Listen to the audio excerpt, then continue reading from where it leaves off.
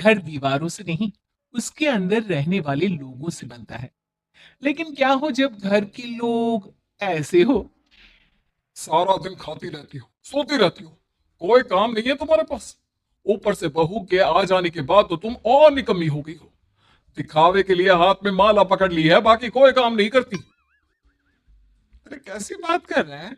अब तो बहू आ गई है, अब तो मेरी बेइज्जती करना बंद कर दीजिए। जैसे तैसे मेरी तो जिंदगी कट गई, गालियां खा खा कर। अरे उस बेचारी को तो छोड़ दीजिए। तभी बेटी के जोर जोर से चिल्लाने की आवाज आती है। कहा था ना तुमसे रिजाइन कर दो, क्यों नहीं किया? और ये पर्स लटका कर कहां निकली? चलो कमरे में काम करो घर का। बहू बेटी की लड़ाई सुनकर सास ससुर बाहर आ जाते हैं। सामने खड़ी होती है नई नवेली बहू रीमा। देख लीजिए माँ जी, शादी से पहले तो मेरे माँ पापा के सामने कहा था कि शादी के बाद नौकरी करने देंगे, लेकिन अब क्या कह रहे हैं? तो तुम माँ जी को क्यों बोल रही है बहू? अब उसका मन रहा होगा, अब नहीं है। और पिताजी, उसके मन से मेरा करियर तो नहीं चल सकता ना। ससुर को बहू की बात पर गुस्सा आ जाता है। वो बेटी की तरफ देखता है। पापा से जबान लड़ाती है, रुक। ये बोलकर वो पत्नी को खींचकर कमरे में ले जाता है और बंद कर देता है। ये सब देखकर सास दुखी हो जाती है। पति के जाने के बाद सास बेटी से कहती है। देख बेटा, अब जमाना कुछ और है। तेरे पिता ने घर में औरतों की कद्र नहीं की, लेकिन तू ऐसा ना बन। शहर की समझदार पढ़ी लिखी लड़की से शादी की है तूने, उसका ख्याल रखा कर, तमीज से पेश आया कर। जा, बहू को कमरे से बाहर ले आ। लेकिन बेटा नहीं मानता और बहू कमरे में सारा दिन बंद रहती है। शाम को बेटा बाहर जाता है कि सास चाय और बिस्कुट लेकर बहू के कमरे में जाती है। बहू बेटा ये ले, चाय पी ले। रो रो कर कैसी शक्ल बना ली है बेटा। माँ जी कैसे लोग हैं, आप कैसे मैनेज कर रही हैं? ऐसे थोड़ी ना होता है माँ जी। घर की औरतों को तो पिताजी और ये इंसान समझते ही नहीं। क्या करूं बेटा, मैंने तो जैसे तैसे सह लिया, लेकिन तू ना सहना। दोनों बात कर ही रहे थे कि ससुर आ जाते हैं। अच्छा, तो अब बहू को भड़का रही हो? बहुत दिन हो गए मार खाए, अब क्या बहू के सामने खाओगे? जाओ यहां से। और जरूरत नहीं है ज्यादा इस लड़की को सर पर चढ़ाने की, समझी? बहू को ससुर की बात पर गुस्सा आ जाता है, लेकिन वो कुछ नहीं कहती। आए दिन बहू देखती है कि कैसे उसकी सास और उसके साथ उसका ससुर और पति गंदा व्यवहार करते हैं। फिर एक दिन, ये क्या बनाया है? खाना बनाना नहीं आता क्या? ये बोलकर वो खाने की भरी सारी थाली फेंक देता है।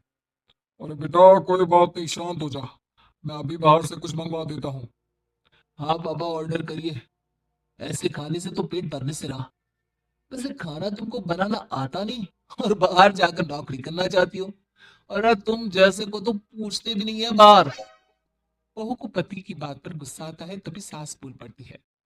तेरे से ज्यादा पढ़ी लिखी है, वो तो तूने इसे कहा था कि तू नौकरी करने देगा तो तुझसे शादी कर ली, वरना ना ही करवाते इसके माँ बाप तुझसे शादी इसकी। और कमाती भी ये तेरे जितना ही है बेटा। बहू हैरान रह जाती है कि जो सास खुद के लिए एक बार भी खड़ी नहीं हुई, वो उसके लिए बेटे को भी भला बुरा सुना रही है। उसकी नजर में सास की इज्जत और बढ़ जाती है। वो सास को देखकर ये सब सोच ही रही थी कि उसके कान में एक जोर से चांटी की आवाज आती है। किसको किसको मार पड़ी? वो देख ही रही होती है कि उसकी नजर जमीन पर बैठी सास पर पड़ती है। अभी तो धीरे से मारा, फिर जुबान खोली ना तो ऐसा मारूंगा कि कान के पर्दे फट जाएंगे। सास रो रही थी। बेटा और पति वहां से चले जाते हैं। पिताजी अच्छा किया माँ को जोर का चांटा लगाकर, आगे से जबान खोलने से पहले 4 बार सोचेंगी। बड़ी आई। दोनों हंसते हुए वहां से निकल जाते हैं। बहू सास को उठाती है और पानी देती है। मैंने ये दिन रोज देखे हैं बहू, लेकिन तू नहीं सहना। तू अपना जीवन अपने अनुसार जीना। शादी के वक्त मैंने तेरी माँ से बात करने की कोशिश की थी, उन्हें बताया था, लेकिन वो नहीं मानी। बहू सास को पकड़कर रोने लगती है। वो इसलिए नहीं मानी क्योंकि वो मेरी सगी माँ नहीं है। माँ जी जिस तरह से आप मेरे लिए खड़ी हुई है ना, मेरी माँ भी नहीं हुई। बेटा मैं तेरा भला चाहती हूँ, तू नौकरी इस घर में रहकर तो नहीं कर पाएगी। एक काम कर, इस घर से चली जा, पैसे कमा और खुश रह। माँ जी, हो सकता है कल तक मैं आपके इस फैसले को मान जाती, लेकिन आज नहीं। माँ जी, आप यहाँ इस नर्क को झेले और मैं आपको छोड़कर चली जाऊं? नहीं, कभी नहीं। अगले रोज, सुनिए, वो क्या है ना, मुझे कुछ कपड़े और गहनों की जरूरत है, तो जरा पैसे दीजिए ना। अब आप घर के मर्द हो तो पैसे तो आपसे ही मांगूंगे ना। बुरा तो नहीं लग रहा ना आपको? नहीं नहीं, बुरा क्यों लगेगा। ये लो कार्ड, कर लेना शॉपिंग। अगले रोज, आ, बिजली का बिल आया है 10,000 का, भर दीजिएगा। इतना बिल कैसे आ गया। बेटा वो क्या है ना, सारा दिन बहू घर में रहती है तो कमरे में एसी और टीवी चलता रहता है। अब कम से कम बाहर जाए तो चार पैसे कमा कर लाए। लेकिन हम लोगों को थोड़ी ना औरत की कमाई खानी है, वो तो मर्द ही करता है ना। पति पर्स देखता है और फिर, हाँ माँ, ठीक बोल रही हो।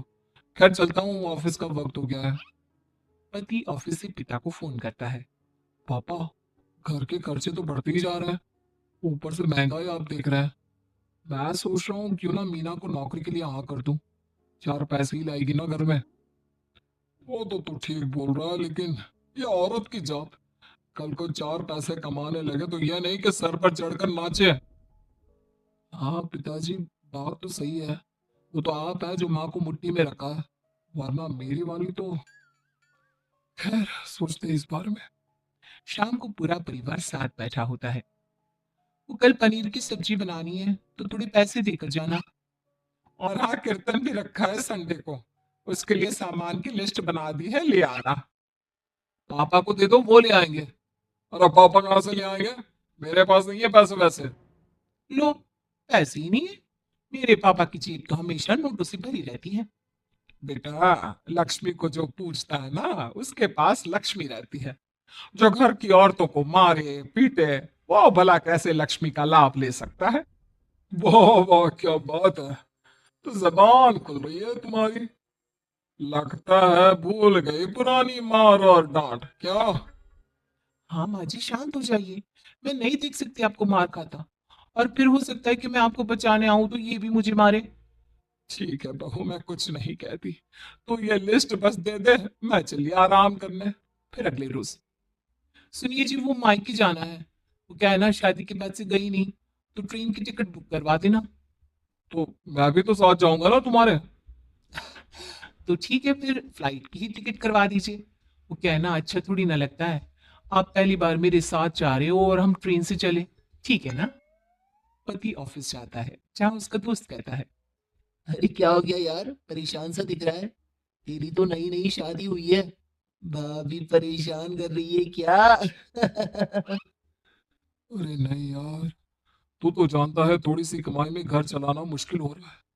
तू कैसे मैनेज करता है यार। कैसे क्या यार? तू जानता है ना मेरी बीवी रिया को, वो टीचर है, फिर घर में ट्यूशन करती है, साथ में बच्चे भी पढ़ लेते हैं। यार घर नाम की गाड़ी दोनों पहियों के साथ चलने से ही चलती है। वो भी कमाती है और मैं भी, और चल रहा है घर बस। पति को दोस्त की बात समझ में आती है, लेकिन पिता का ज्ञान कैसे भूल सकता था। भाई, कल को सर पर चढ़कर नाचने लगी तो। शाम को घर आता है, जहां उसकी बुआ और उसका बेटा बैठे होते हैं। अरे आ गया लल्ला, कैसा थका थका से लग रहा है, सब ठीक है ना? नमस्ते बुआ, कैसे आना हुआ? कैसा है रमेश? भाई को तो भाई की याद ही नहीं आती। अरे नहीं नहीं भैया, याद नहीं आती तो यहाँ कैसे आता? ये लीजिए मेरी शादी का कार्ड, जरूर आना। पति कार्ड खोलता है। डॉक्टर रश्मि, अरे वाह, तेरी होने वाली बीवी डॉक्टर है। और क्या भैया, आपकी बीवी इंजीनियर तो मेरी डॉक्टर। तभी वहां सास आ जाती है। अरे जब घर में ही बिठाना है बेचारी को, तो काहे का इंजीनियर है, तो काम वाली ही घर का काम करती है और आराम। इतनी पढ़ी लिखी लड़की को घर पर क्यों बिठा रखा है? अरे बहू, कहीं झोला छाप डिग्री तो नहीं लेकर आई है? पत्नी की बुराई सुनकर पति को गुस्सा आता है। नहीं बुआ, यूनिवर्सिटी टॉपर है मेरी मीना, और हाँ बड़ी कंपनी में काम भी करती है। बस शादी के बाद कुछ महीनों की छुट्टी ली थी, अगले हफ्ते से ऑफिस शुरू हो जाएगा। क्यों मीना। तभी ससुर आ जाते हैं। हाँ लेकिन फिर घर का काम कैसे होगा। और पैसे कमाने लगेगी तो सर पर। पिता की बात पूरी नहीं हुई कि बेटा, सर पर चढ़ने का हक है उसका पापा। पत्नी है वो मेरी, यानी मेरे घर की रानी। और रानियां तो सर का ताज होती हैं। क्यों मीना? मीना पति की बात सुनकर शर्मा जाती है। वाह बेटा, तू सही समय में समझ गया कि औरतों की इज्जत करने वाले घर में शांति और लक्ष्मी का वास होता है। याद है ना आपको, जिसके ससुराल में ससुर और पति कैसे उसका और उसकी सास का अपमान किया करते थे।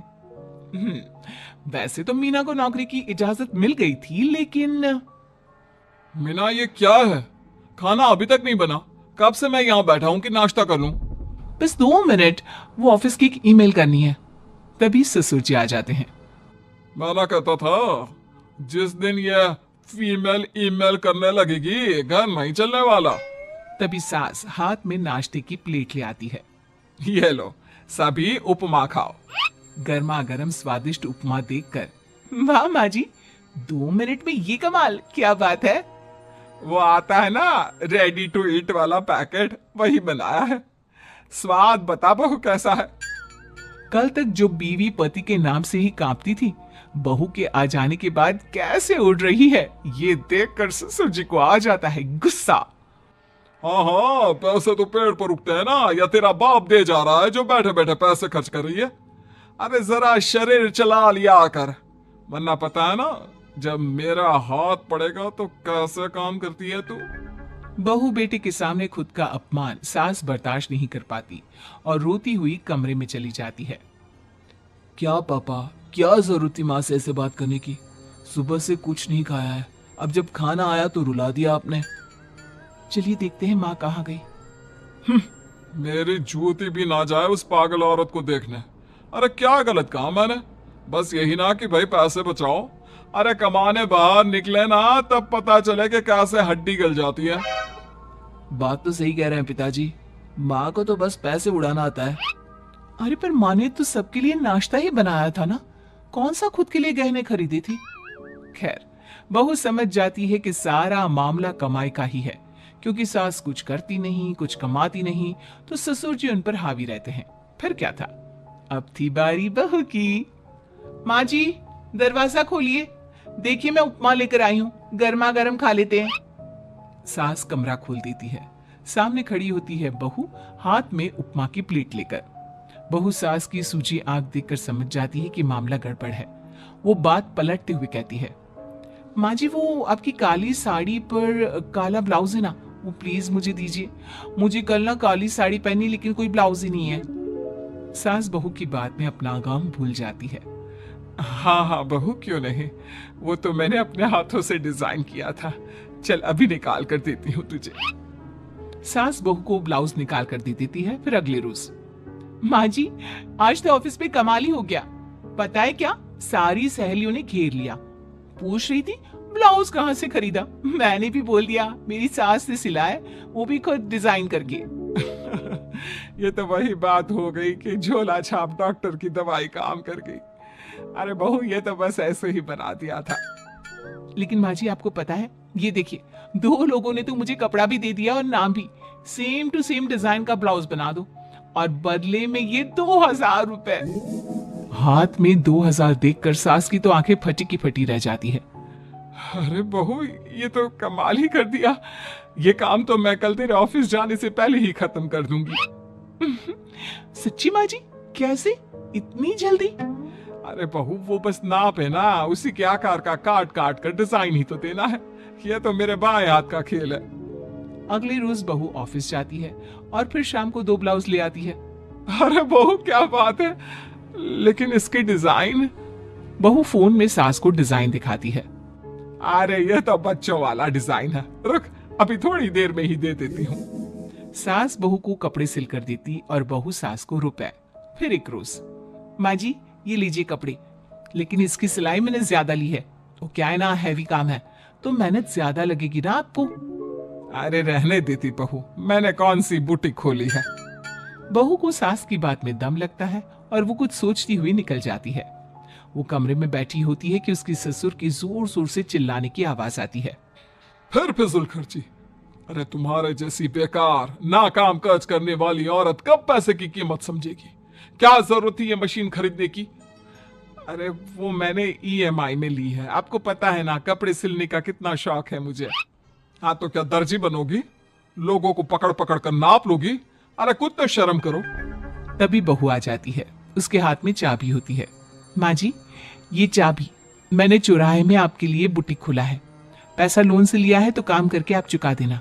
और हाँ माँ जी, कल उद्घाटन है तो 11 बजे दुकान में पहुंच जाना, पूजा में आपको ही बैठना है।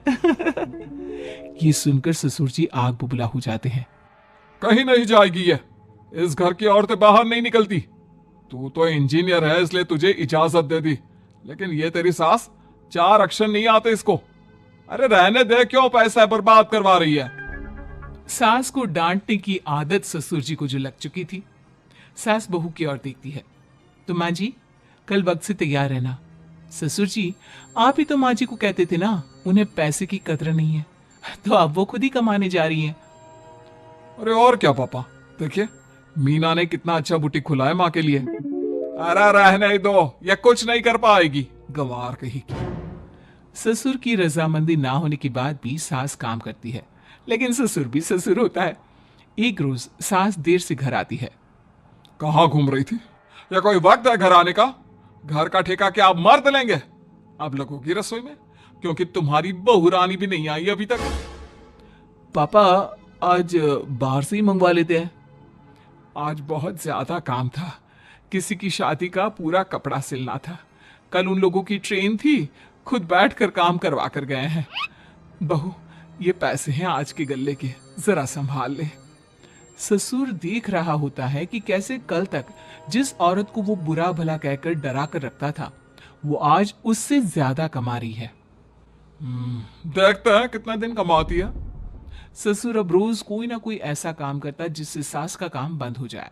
फिर एक दिन, हे भगवान, 10 बज गया, बुटीक खोलने का वक्त हो गया है, लेकिन ये मेरी साड़ी, इस पर ये क्या गिर गया? पता नहीं किसने क्या डाल दिया, अब क्या करूं?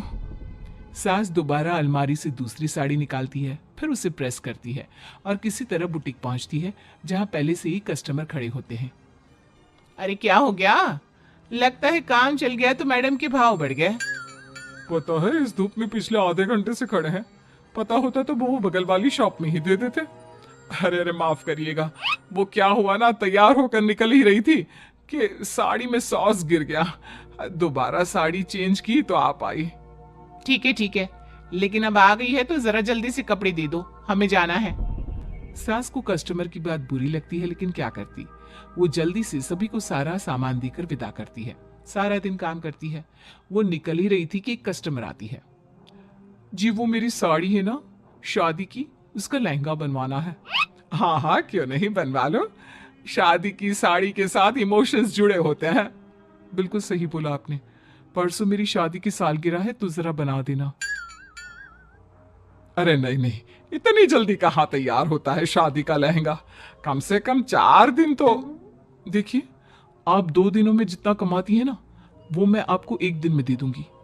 बस मेरी ये शादी की साड़ी का लहंगा बना दीजिए। सास को भी अब पैसे की लालच आ जाती है।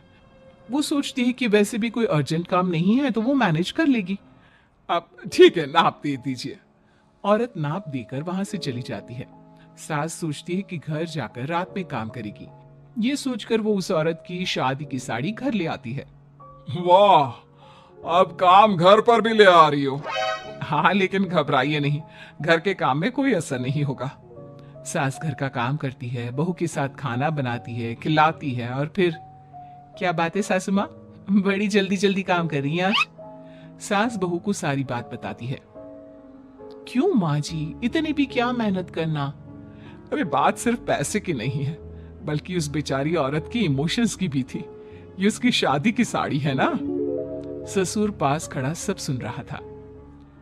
अब देखो, बहुत काम करने का शौक है ना, कैसे भरे बाजार तुम्हारी दुकान खुद तुम बंद करोगी। जब सास पूरी रात काम करके सुबह लेटती है, मौका देखकर ससुर कैंची से साड़ी को काट देता है। अगली सुबह, चलो कल आधा लहंगा सिला था, आज पूरा करके शाम को ही उसे उसका लहंगा सौंप दूंगी। लेकिन ये क्या, सास जैसे ही लहंगा उठाती है, लहंगा तो फटा होता है। वहीं ससुर छुप कर सास को देख रहा था। हाय रे, ये किसने किया? ससुर छुप कर हंस रहा था। बहू देख लेती है और ससुर के पास जाती है। पिताजी, आपसे ऐसी छोटी हरकत की उम्मीद नहीं थी। आप खुद ही दुकान बंद करेगी? ससुर वहां से चला जाता है। सास भी वहां आ जाती है। वो समझ जाती है कि उसके पति ने ही साड़ी पर कैंची चलाई है। लेकिन फिर शाम को, जी वो मेरा लहंगा तैयार हो गया। हाँ जी, मैं तो कहती हूँ कि आप एक बार लहंगा पहन कर भी देख ले।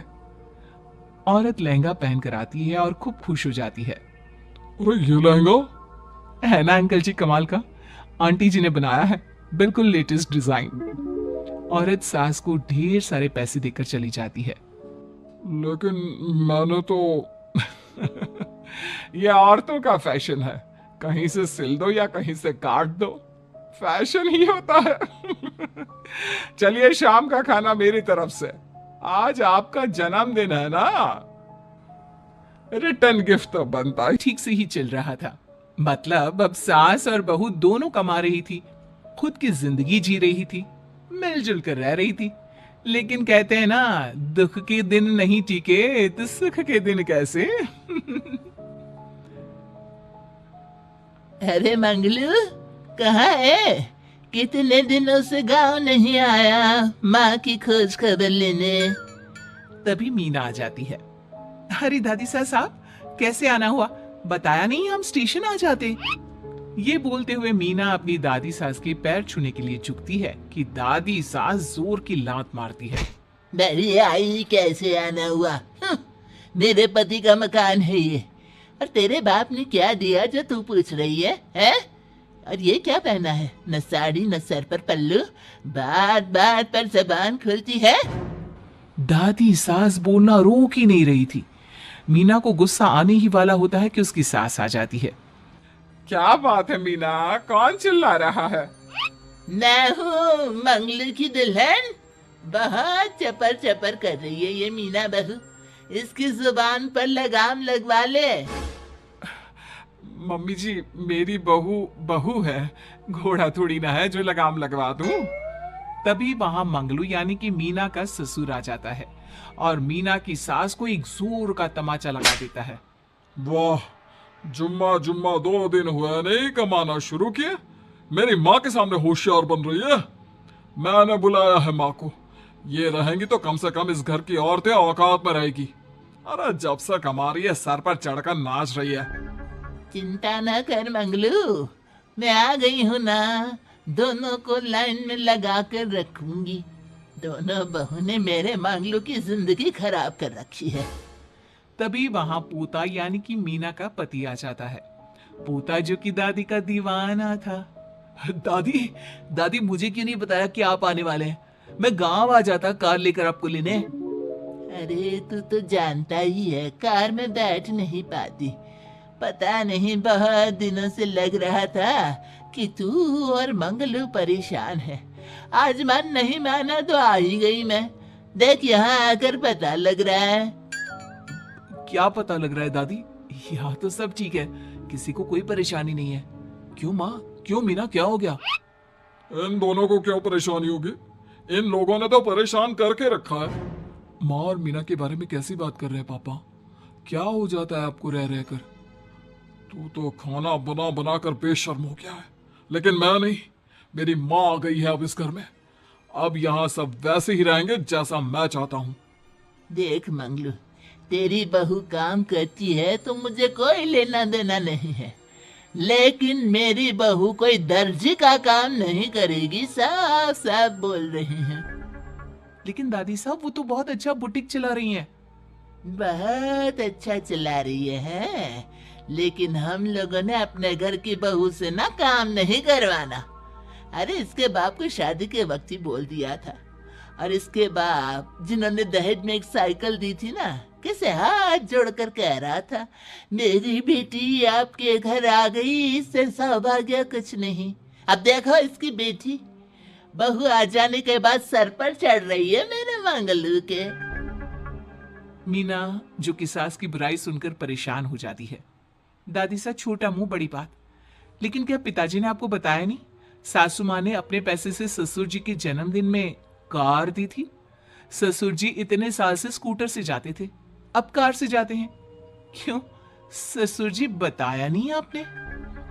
क्यों रे मंगलू, कार ले ली तूने? मुझे तो तू पैसे भी नहीं भेज रहा। 2 महीने से कैसे कैसे दिन काट रही थी और तू यहाँ कार से घूम रहा है। आप भी सासू माँ को अपने बैंक अकाउंट की डिटेल दे दीजिए दादी सा, वो डाल दिया करेंगी पैसे आपके अकाउंट में।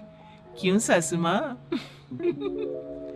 मंगलू यानी कि मीना का ससुर, जिसने अपनी माँ को गांव से सिर्फ अपनी बीवी को लगाम लगाने के लिए बुलाया था, ये सब देखकर जोर से चिल्लाता है। मीना बहू, चलो दादी सास आई है, यह नहीं कि खाने पीने का इंतजाम करे। अरे माँ, तू भी किन लोगों की बात में आ रही है? चल मेरे साथ मेरे कमरे में चल। ससुर अपनी माँ को लेकर कमरे में चला जाता है और दोनों बैठकर वैसे ही पंचायत शुरू कर देते हैं जैसे कोई बहू अपनी माँ से सास की बुराई कर रही हो। देख मंगलू, गलती तो तेरी ही है जो तूने घर की जनानियों को काम के लिए बाहर निकाला।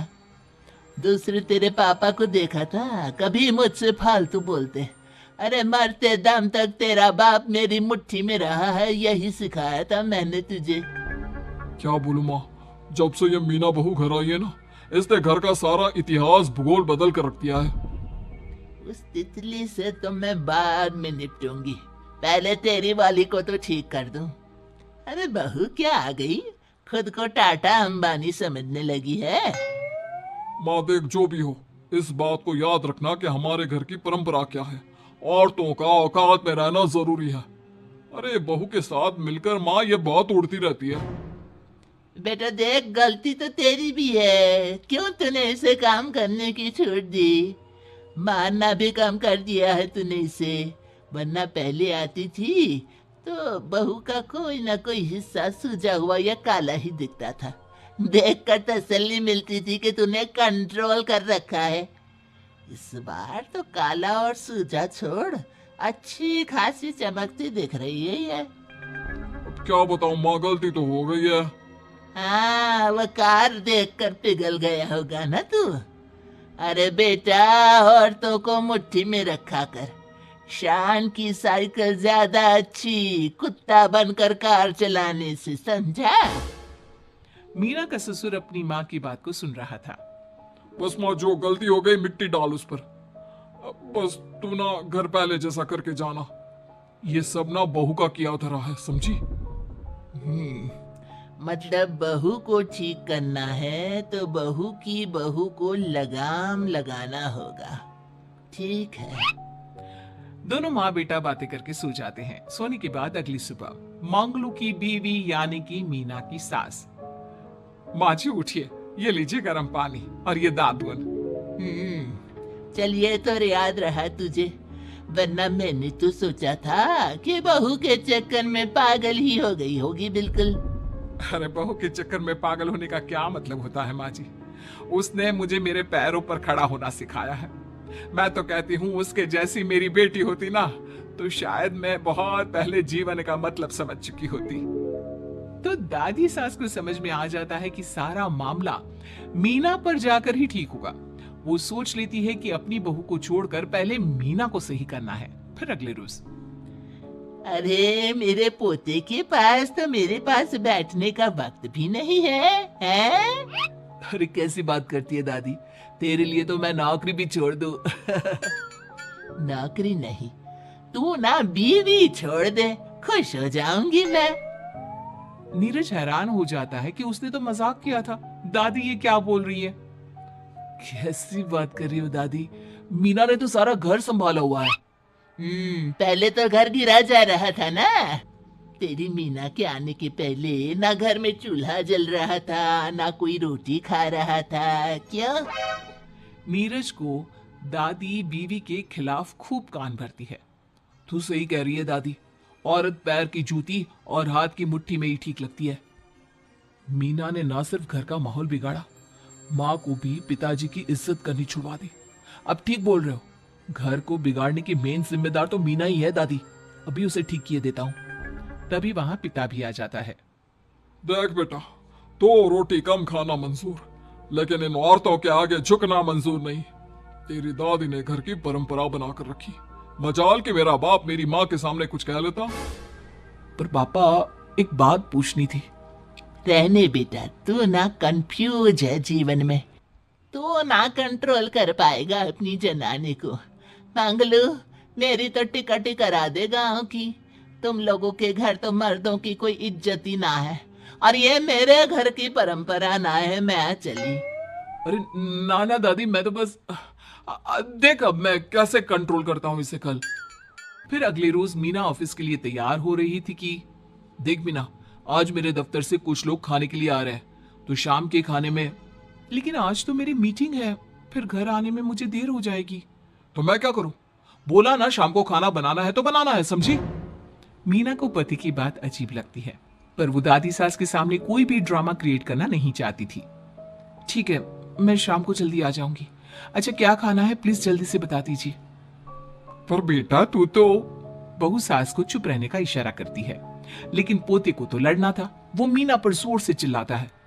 मीना देख, ज्यादा हीरोइन मत बन। आज ऑफिस जा रही है तो जा, लेकिन सुन, तुरंत रिजाइन देकर घर आ जाना। ना मुझे तेरी कमाई चाहिए, ना ही तेरी नसीहत। आज से घर में वही होगा जो मैं चाहूंगा, समझी? अरे कैसे लैंग्वेज बोल रहे हो? ये तुम्हारी बोली नहीं है, कौन सिखा रहा है तुम्हें? तभी दादी सास आ जाती है। क्या बोलना चाह रही है बहू? मैं मुन्ने के कान भर रही हूँ, हैं? हाँ, मुझे तो यही लग रहा है, वरना हम लोगों का घर अच्छे से चल रहा था, सभी मिलजुल कर एक दूसरे को इज्जत देकर रह रहे थे। लेकिन अब तभी मीना को उसका पति जोर से डांटता है। सास बेटी बहू की लड़ाई को बर्दाश्त नहीं कर पाती। देख नीरज, बहू को डांटना या फिर बहू के साथ गलत व्यवहार, ये सब मुझसे बर्दाश्त नहीं होगा।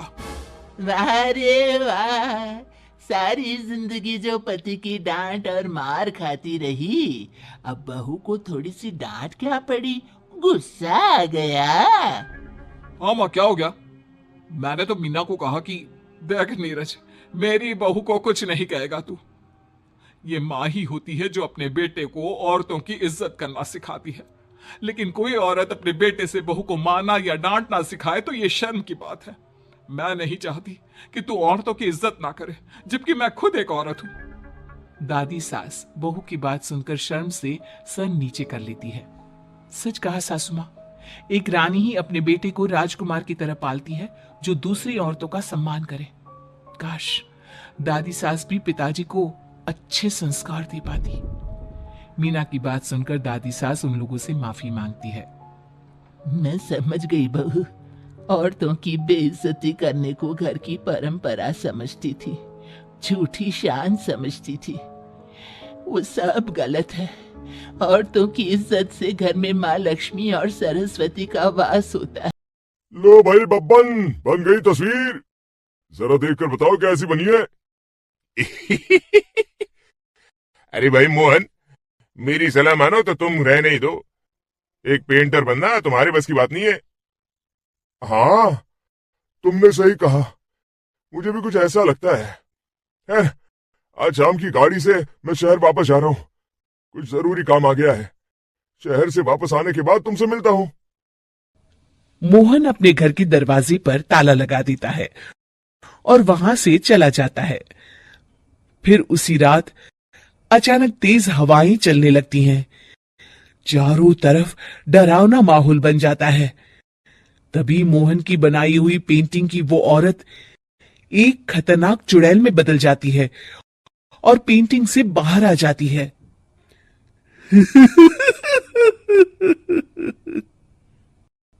चुड़ैल घर के बाहर चली जाती है।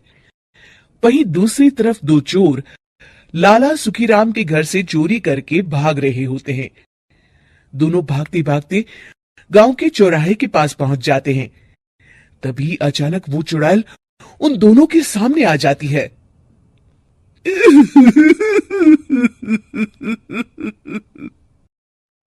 अरे मर गया रे, ये चुड़ैल कहां से आ गई? अरे मैंने तो तुझसे पहले कहा था कि आज अमावस्या की रात है, आज हमें चोरी नहीं करनी चाहिए। हाँ भाई बिल्ला, तुमने बिल्कुल सही कहा। जरा इसके दांत तो देखो, कितने बड़े हैं। चुड़ैल उन दोनों की तरफ बढ़ती है। अरे चुड़ैल दीदी, तुम चाहो तो ये सारे पैसे और जेवर ले लो, लेकिन हम दोनों को कुछ मत करना।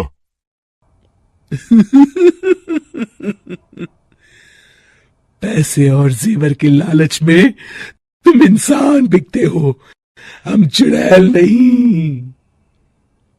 तभी चुड़ैल उन दोनों चोरों को पुतले बना देती है।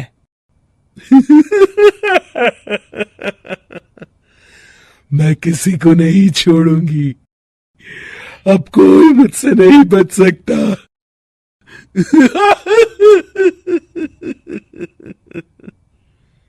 चुड़ैल अपने अगले शिकार की खोज में वहां से चली जाती है। गांव की दूसरी ओर जाने पर चुड़ैल को हरिया, बिरजू और बब्बन दिखाई देते हैं। आज संडे है, आज कपिल शर्मा शो देखने का दिन है। जोर से बोलो, आज संडे है। मैंने नहीं सुना। आज संडे है, आज कपिल शर्मा देखने का दिन है। हाँ, ये हुई ना बात। अरे ये कपिल शर्मा कौन है जो ये लोग उसे देखने के लिए इतने उतावले हुए जा रहे हैं? खैर, मुझे क्या, मैं अभी इन दोनों को मजा चखाती हूँ। चुड़ैल तेजी से उड़कर उन तीनों के सामने आकर खड़ी हो जाती है।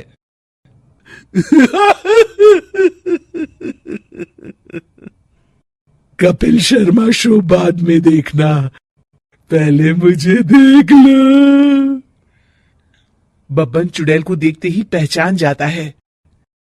अरे ये तो तस्वीर वाली औरत के जैसी दिख रही है, मुझे अभी नहीं मरना है। अरे भागो रे। तीनों वहां से भाग खड़े होते हैं। बब्बन तो किसी तरह अपनी जान बचाकर वहां से भाग जाता है, लेकिन हरिया और बिरजू को चुड़ैल पकड़ लेती है और उन्हें पुतला बना देती है। फिर चुड़ैल बब्बन को पकड़ने के लिए उसका पीछा करती है, लेकिन बब्बन उसे कहीं नहीं दिखाई देता। अरे वो मोटा तो बड़ा तेज भागता है, शायद उस तरफ गया होगा। बब्बन एक दीवार के पीछे छुपकर बैठ जाता है और चुड़ैल उसके सामने से आगे निकल जाती है। बाल बाल बच गया। अगली सुबह बब्बन सभी गांव वालों को सारी बात बता देता है। फिर उस चुड़ैल के डर से रोज शाम होते ही पूरे गांव में सन्नाटा छा जाता था और कोई भी अपने घर के बाहर नहीं निकलता था। अरे ये क्या हो गया, इतनी देर से घूम रही हूं, अभी तक एक भी आदमी नहीं मिला। अरे कहां मर गए सबके सब। चुड़ैल वहां से चली जाती है। इस तरह कुछ दिन बीत जाते हैं। फिर एक दिन मोहन गांव वापस आता है। बब्बन उसे बताता है कि उसकी बनाई तस्वीर से एक चुड़ैल बाहर आ गई है। मोहन समझ जाता है कि ये कोई आम कागज नहीं है, वो जो भी उस कागज पर बनाएगा वो असलियत का रूप ले लेगा। अरे मोहन भाई, अब तुम क्या करने वाले हो? मेरे पास एक बहुत बढ़िया तरकीब है। मैं इस कागज पर उस चुड़ैल की एक ऐसी तस्वीर बनाऊंगा जिसमें वो तपती धूप के नीचे खड़ी दिखाई देगी, और फिर जैसे ही सवेरा होगा वो चुड़ैल इस कागज से निकलकर बाहर चली जाएगी और सूरज की तेज धूप में जलकर राख हो जाएगी। मोहन बिल्कुल वैसे ही तस्वीर बना देता है और जैसे ही सवेरा होता है वो चुड़ैल कागज से निकलकर बाहर धूप में चली जाती है और सूरज की गर्मी बर्दाश्त नहीं कर पाती और जलकर राख हो जाती है।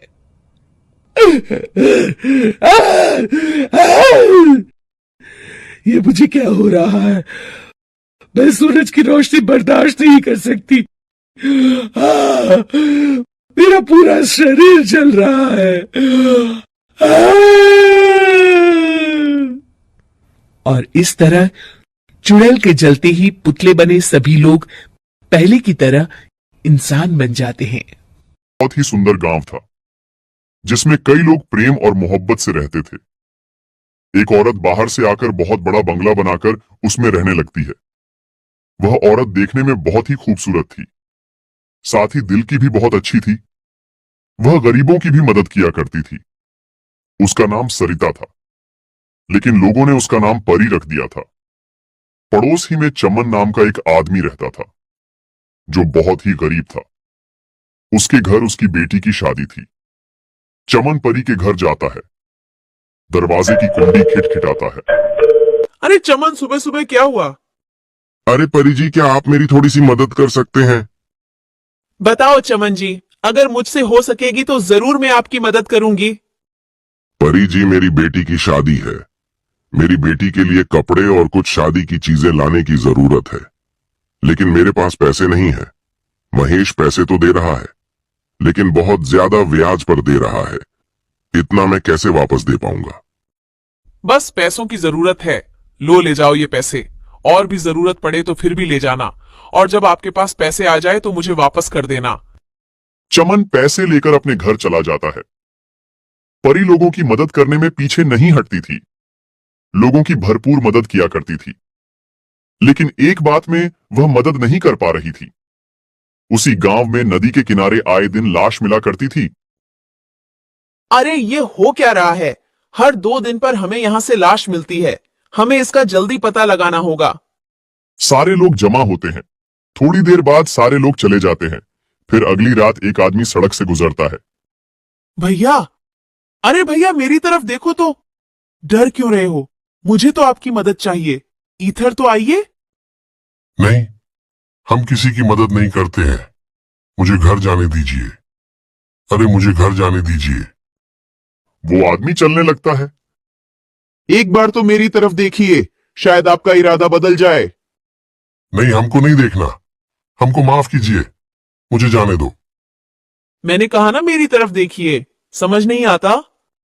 जैसे ही वो देखता है, वो मर जाता है। हाँ हाँ हाँ हाँ, कब की रट लगा रहा था। अब तो तेरी लाश घर जाएगी।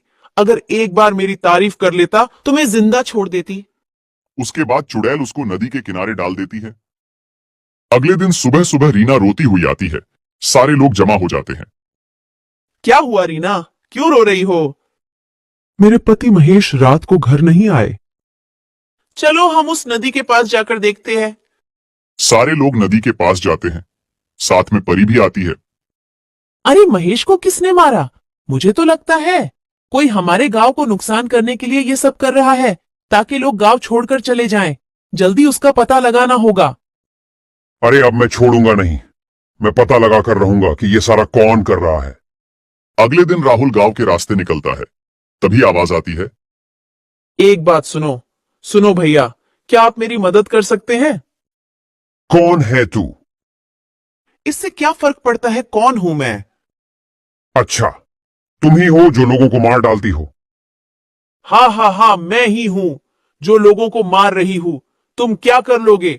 आज तो तुम्हारी बारी है। हा हा हा हा हा। अरे नहीं, मुझे पता नहीं था कि तुम एक चुड़ैल हो। मुझे छोड़ दो। तुम्हें लोगों के साथ जो करना है करो। मुझे छोड़ दो। अब तू जिंदा नहीं जाएगा। अभी तो बड़ा उछल रहा था, बड़ी बहादुरी दिखा रहा था। तेरी बहादुरी कहां गई? और तुझे मैं छोड़ दूं ताकि तू सारे लोगों को बता दे, ताकि लोग यहां आना बंद हो जाए। अरे नहीं, मैं किसी को नहीं बताऊंगा। किसी के सामने मुंह भी नहीं खोलूंगा कि लोगों को चुड़ैल मार रही है। बस मुझे जाने दो। चुड़ैल उसको भी मार डालती है और नदी के किनारे जाकर डाल देती है। सुबह जब लोग नदी के किनारे पर जाते हैं तो देखते हैं। अरे ऊपर वाले, इसने तो राहुल को भी मार डाला। क्या जरूरत थी अकेले जाने की? क्या हीरो बनने गए थे? कुछ तो करना होगा। अगर रोज रोज इस तरह चलता रहा तो पूरा गांव खाली हो जाएगा। हमें जल्दी से उसी पर निर्णय लेना होगा। हाँ, मेरी तो राय है कि सारे गांव वालों को जमा किया जाए। उसके बाद सारे गांव वालों को जमा किया जाता है। गांव के सरपंच और मुखिया और बड़े बड़े लोग जमा होते हैं। गांव का सरपंच खड़ा होता है और लोगों से कहता है, हर एक आदमी इस मामले में अपनी अपनी राय दे। हमें क्या करना होगा? सरपंच जी, मेरी राय है कि आज रात सारे लोग पूरे गांव में फैल जावे और नदी के पास भी कुछ लोग चले जाएं। लोगों को कौन मारता है सब पता चल जाएगा। लेकिन सारे लोगों को देखकर वह नहीं आएगा तो हमारा काम नहीं होगा। सरपंच जी मेरी बात सुनो, मैं आज रात को जाऊंगा, मेरे साथ एक आदमी को और भेजो, हम दोनों मिलकर पूरी बात का पता लगाएंगे, फिर हम सुबह आपको बता देंगे। ये बात सही है, दूसरा आदमी कौन तैयार है जल्दी बोलो। तो एक आदमी खड़ा होता है जिसका नाम प्रकाश होता है। सरपंच जी मैं जाऊंगा। लोग अपने घरों पर चले जाते हैं। जैसे ही रात होती है तो प्रकाश और मोनू दोनों गांव से निकलकर सड़क के करीब जाते हैं। वहां से दोनों अलग अलग हो जाते हैं।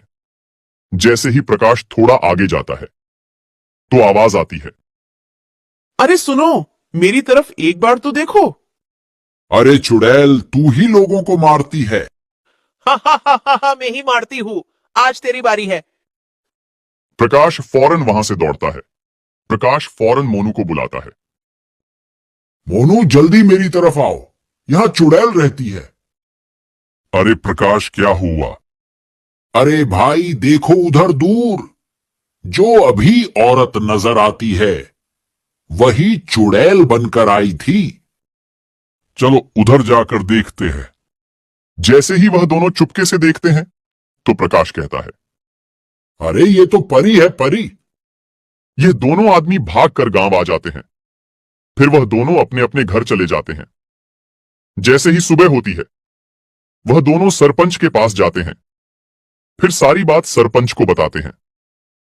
फिर सरपंच गांव के कई लोगों को लेकर परी के घर जाते हैं। सारे लोग और सरपंच परी के घर जाकर दरवाजा खिटखिटाते हैं। परी बाहर नहीं आती। सारे लोग आपस में एक दूसरे से कहने लगते हैं, लगता है परी को पता चल गया है, अब बाहर नहीं आएगी। उसमें से एक आदमी कहता है, मुझे तो लगता है परी भाग गई होगी। सारे लोग शोर करने लगते हैं, जिसकी आवाज सुनकर परी घर का दरवाजा खोलकर बाहर आती है। अरे सारे गांव वाले मेरे घर क्यों आए हो? क्या हुआ है? कोई जरूरत है क्या? नहीं नहीं, हमें यह खबर पहुंची है, आप ही रात को चुड़ैल बनकर लोगों को मारती हो। अरे ऐसा कौन कहता है कि मैं रात को चुड़ैल बनकर लोगों को मारती हूँ? सुनिए परी जी, कल रात मोनू और प्रकाश दोनों गांव के बाहर सड़क पर जा रहे थे। जब दोनों अलग हो गए तब प्रकाश के सामने चुड़ैल बनकर क्या कह रही थी। हाँ, मैं ही चुड़ैल थी, क्या कर लोगे? अरे परी, आप ऐसा रात में क्यों करती हो? उसकी क्या वजह है? सरपंच जी जरा सुनिए। जब मेरा पति चोरी करते हुए पकड़ा गया था, उसी वक्त गांव वालों ने मिलकर उसको मार दिया था। उस वक्त मैं प्रेग्नेंट थी। मेरे पति के मर जाने के बाद मैंने आत्महत्या कर दी थी। तब से मेरी आरती चुड़ैल बंद कर भटक रही है। मैं किसी को नहीं छोड़ूंगी, सारे गांव वालों से बदला लेकर रहूंगी। तभी परी चुड़ैल बन जाती है। तभी सरपंच के पास दो आदमी आकर कहते हैं, सरपंच, हम तांत्रिक को लेकर आते हैं, वो चुड़ैल को अपने कब्जे में कर देगा। वो दोनों तांत्रिक के पास जाते हैं और तांत्रिक को सारी बात बताते हैं। तांत्रिक उन दोनों के साथ आता है। तांत्रिक चुड़ैल से कहता है, गांव वालों को परेशान करना बंद कर दे। नहीं, मैं गांव वालों से बदला लेकर रहूंगी। तभी तांत्रिक चुड़ैल को आग लगा देता है। चुड़ैल जल जाती है। सारे गांव वालों को चुड़ैल से छुटकारा मिल जाता है। सारे गांव वाले तांत्रिक का शुक्रिया अदा करते हैं। गांव वाले तांत्रिक को बहुत सारी चीजें गिफ्ट करते हैं। तांत्रिक उन चीजों को लेकर चला जाता है। फिर गांव वाले खुशी खुशी रहने लगते हैं। सरपंच मोनू और प्रकाश को कुछ पैसे दे देता है। उनकी हिम्मत की वजह से पूरे गांव वालों को छुटकारा मिलता है। दोस्तों, इस कहानी से हमें यह सीख मिलती है, कभी भी किसी पर आंख बंद करके भरोसा नहीं करना चाहिए। हमारी एक लंबे समय पहले हेमंतपुरम नामक एक सुंदर सा गांव था। उस गांव में 2 पीने के पानी वाले कुएं थे, लेकिन गांव वाले सिर्फ एक कुएं से पानी लेते हुए मेहनत करते थे। उसी गांव को गोपाल और विमला नामक 2 पति पत्नी नए नए जाते हैं। एक दिन विमला पानी के लिए कुएं के पास जाती है। उस कुएं से कुछ ही दूर एक और कुआं उसे नजर आता है। इस कुएं के पास तो बहुत लोग हैं, उस तरफ का कुआं दूर है मगर वहाँ कोई नहीं है। तो जल्दी घर पहुंच सकती हूँ। ऐसे सोच के उस तरफ के कुएं की ओर जाती रहती है जब उसे वहां की औरतें देखती हैं। सुनिए, गांव में नहीं आई है क्या? हाँ जी। उस कुएं की तरफ कोई नहीं जाता है, सब सिर्फ इसी कुएं का पानी लेते हैं। क्यों? उस तरफ के कुएं के पास नहीं जाते हैं क्या? कहा जाता है कि उस कुएं में एक भूत रहती है, इसलिए कोई उस तरफ नहीं जाता है। क्या उस कुएं में भूत है? ऐसे डर के पीछे आके बाकी औरतों के साथ ही दूसरे कुएं में पानी लेकर घर चली जाती है। उस दिन विमला सुबह जो कुछ भी हुआ उसके पति को बताती है। आज के दिन में भी तुम भूत प्रेत को मानती हो। अगर ये सच नहीं होता तो लोग एक ही कुएं से इतना मेहनत करके पानी क्यों लेंगे? तो तुम मान रही हो कि उस कुएं में भूत है? मैं साबित करूंगा कि ऐसा कुछ नहीं है। भूत हो या ना हो, हमें उससे क्या लेना देना, इस बात को छोड़ दीजिए। पर तुम तो उनकी बातों का यकीन मान रही हो ना? देखना, मैं कल ही वहां जाके साबित करूंगा कि भूत नहीं है। ऐसे कह के सो जाता है। अगले दिन भूत का ना रहना साबित करने के लिए उस कुएं की ओर बढ़ता है। चलते चलते उसे बीच में एक बुजुर्ग मिलता है। इनको पूछूंगा तो पता चलेगा कि हुआ क्या है और ये कि वहां वाकई भूत है कि नहीं। दादाजी, मैं इस गांव में नया आया हूँ, क्या मैं आपसे कुछ पूछूं? पूछो बेटा, मुझे अगर पता होगा तो बोलूंगा। मैंने सुना है कि इस गांव में 2 कुएं रहने के बावजूद सारे लोग सिर्फ एक कुएं का इस्तेमाल करते हैं, दूसरे में भूत रहने के कारण उसका इस्तेमाल नहीं करते हैं। क्या किसी ने दूसरे कुएं के पास भूत को देखा है? गांव वालों को कैसे पता है कि वहां एक भूत है?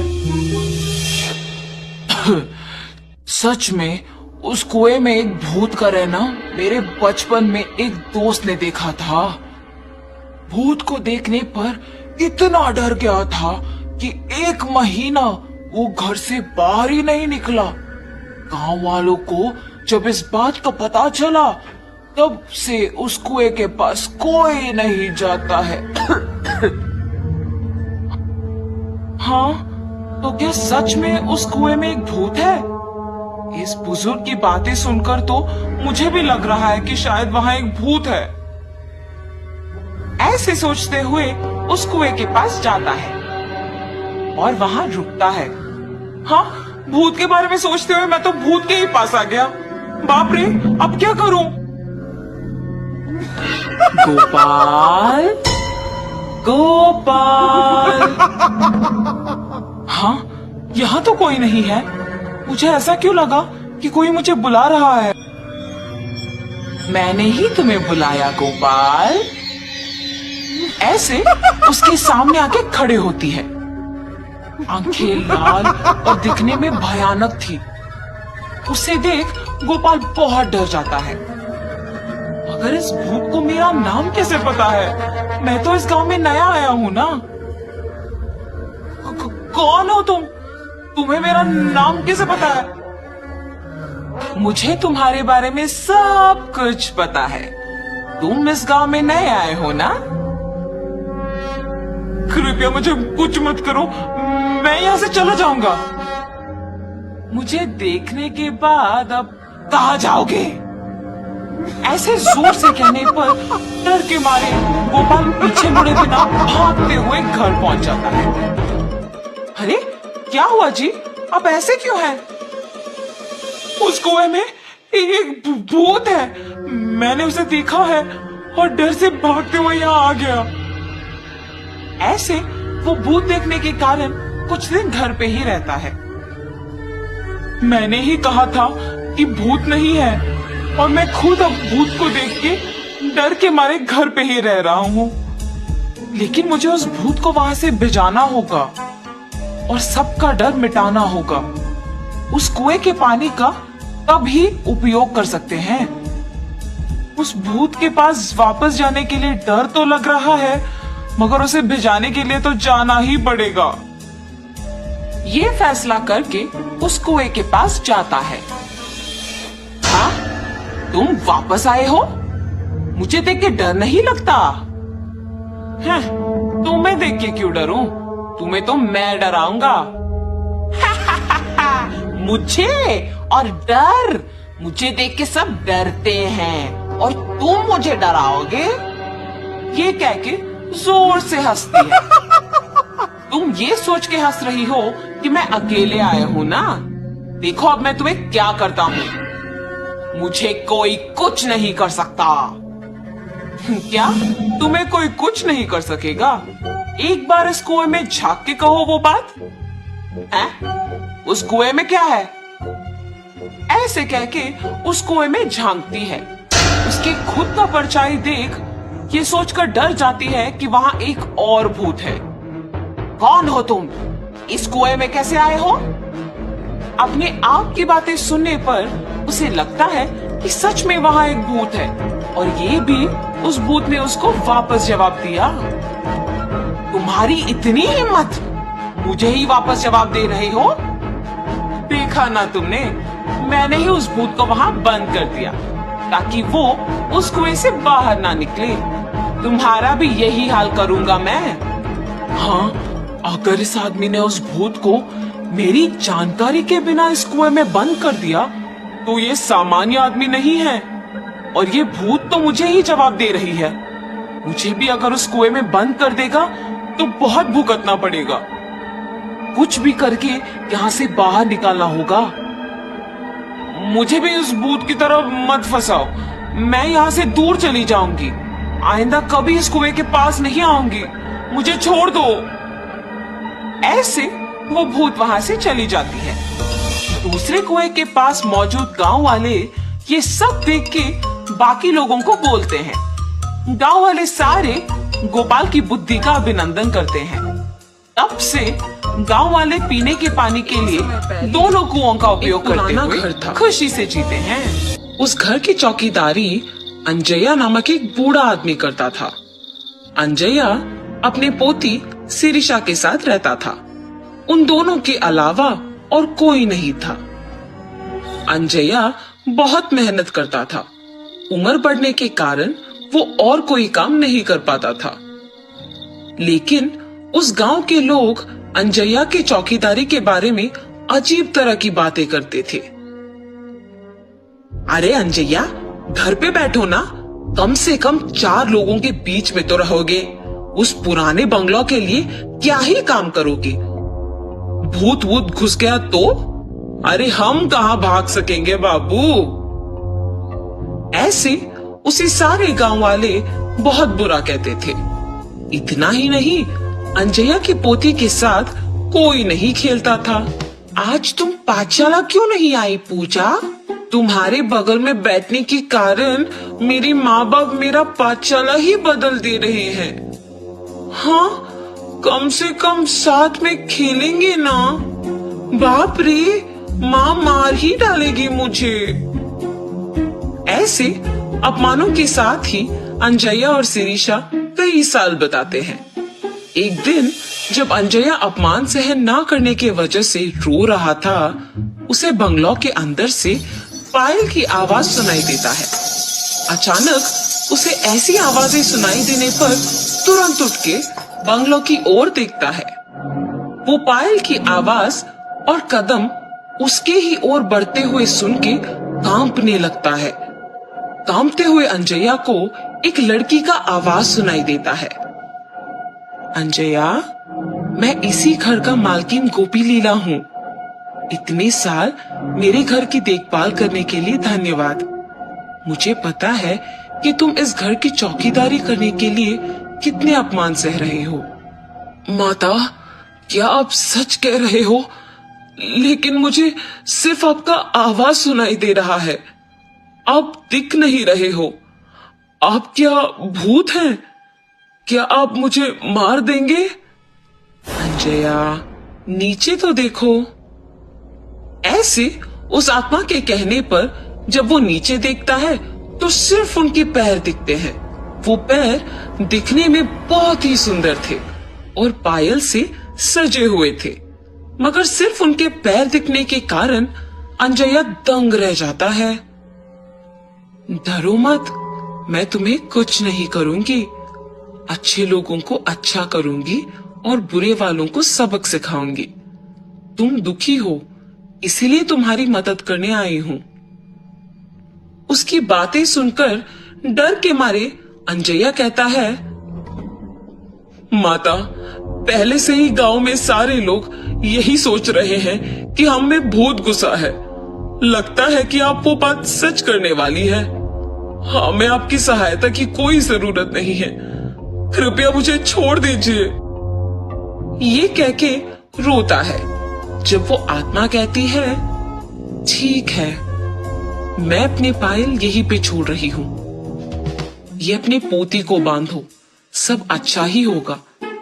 मेरे घर के लिए तुमने आज तक इतना काम किया है, उसके लिए बस ये छोटा सा तोहफा समझो। ये पायल बांध के जो भी मांगोगे वो पूरा हो जाएगा।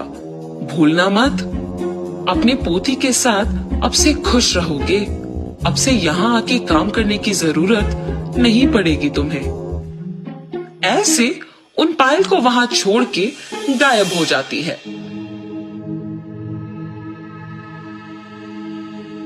अंजया उन्हें लेकर घर जाता है। घर पहुंच के अंजया सोच में पड़ जाता है कि पोती को कैसे समझाएगा ये बात। उतने में पोती घर पहुंचती है। दादाजी, क्या हुआ? आप दुखी क्यों दिख रहे हो?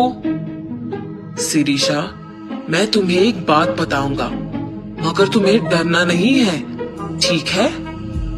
ऐसे शिरीषा को सब कुछ बताते हैं। दादाजी के हाथों से पायल लेके कहती है, हाय भगवान, कितने सुंदर पायल है। गोपी लीला जी बहुत अच्छे हैं। उन्हें भूत के नाम से मत पुकारो दादाजी।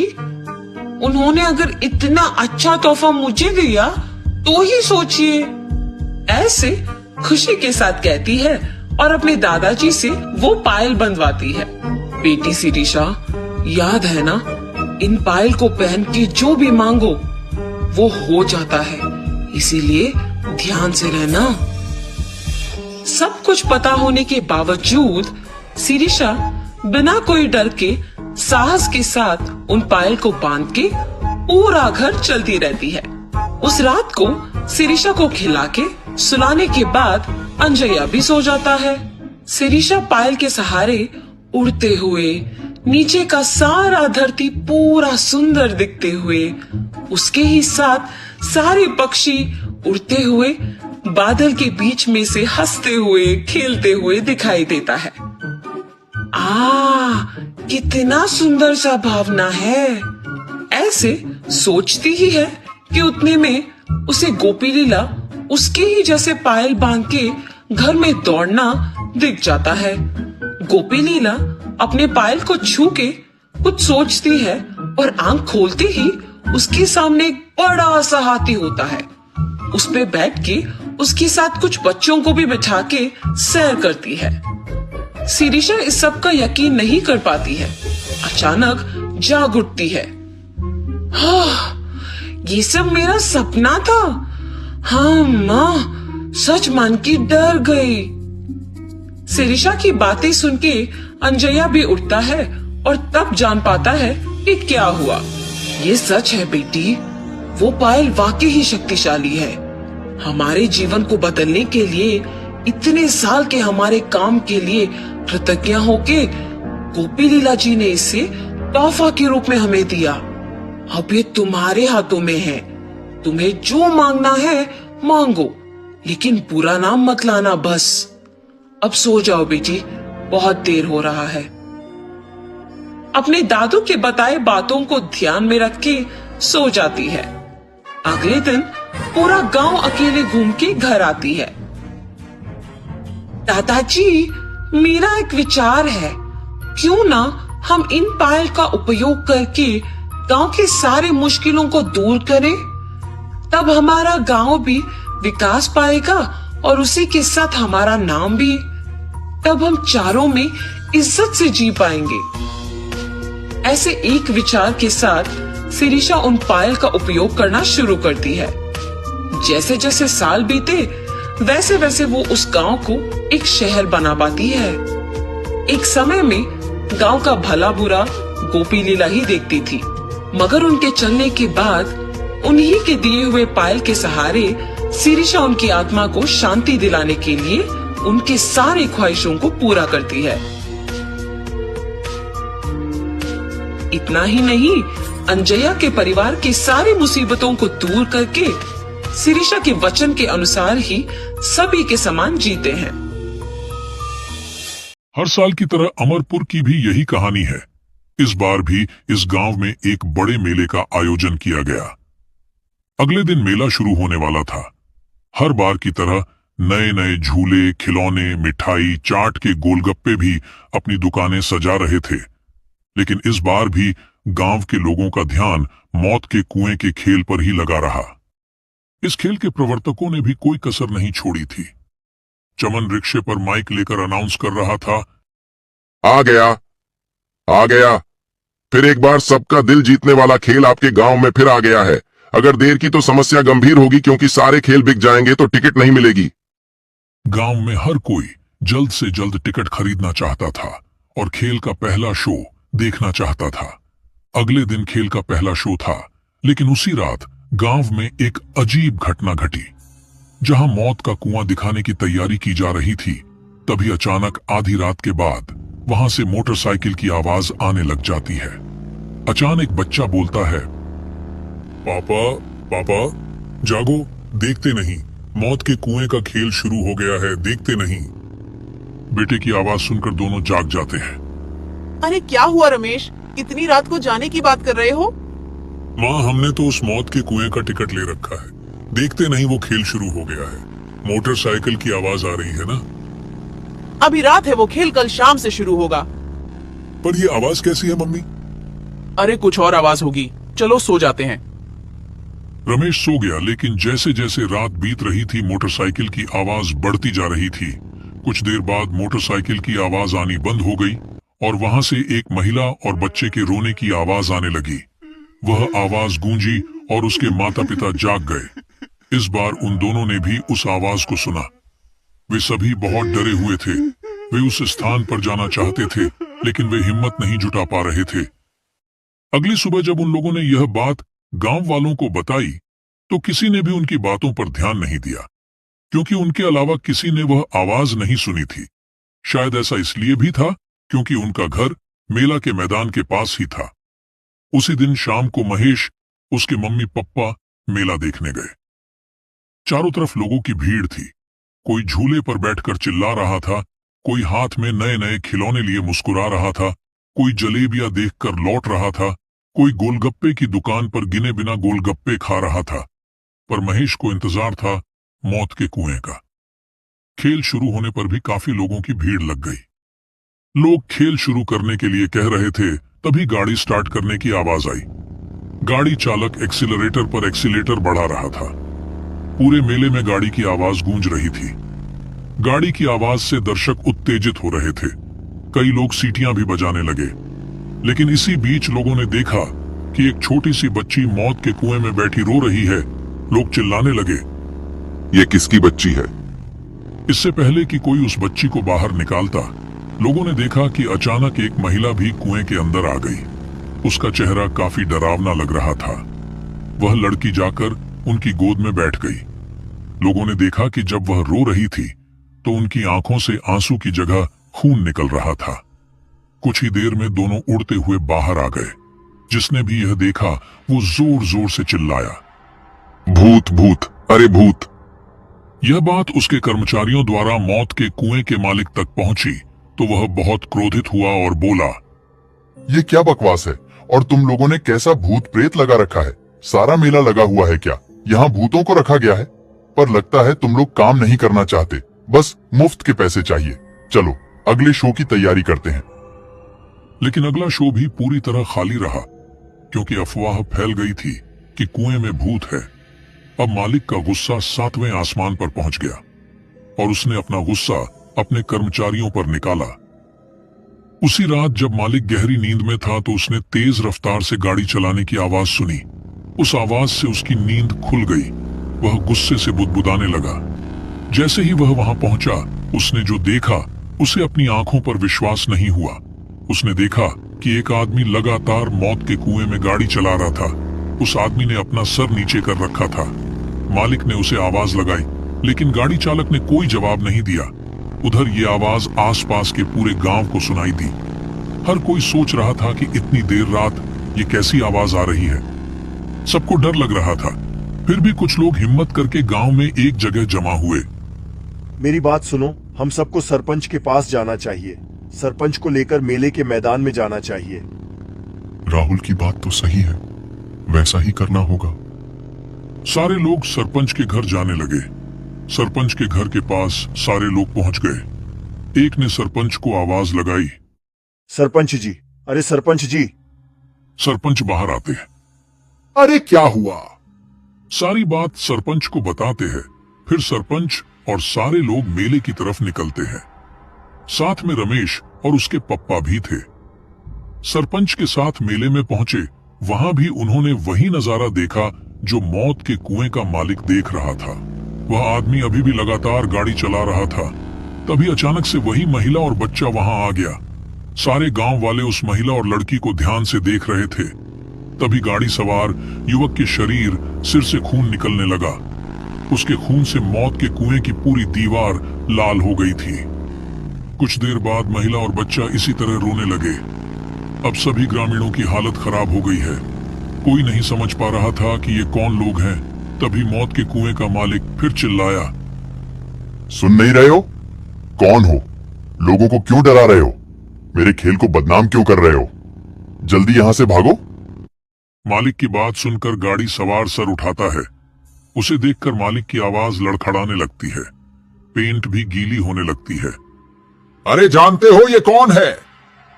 तभी गाड़ी सवार गाड़ी रोकता है और कहता है, क्यों बॉस, आप बताएंगे या मैं उन्हें बताऊंगा?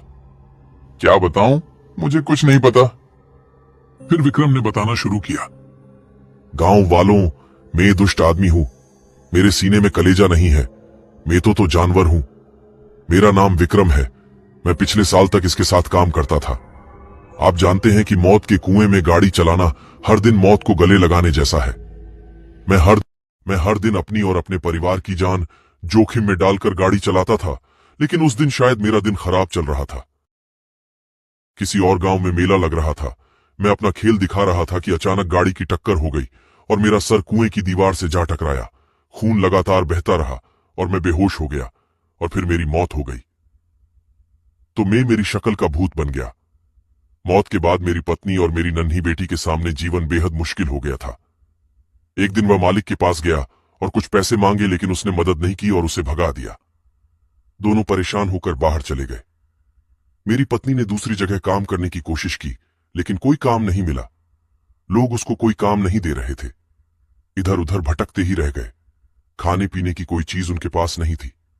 कई दिन भूखे प्यासे सड़क पर भटकते रहे और फिर दोनों की भी भूख से मौत हो गई।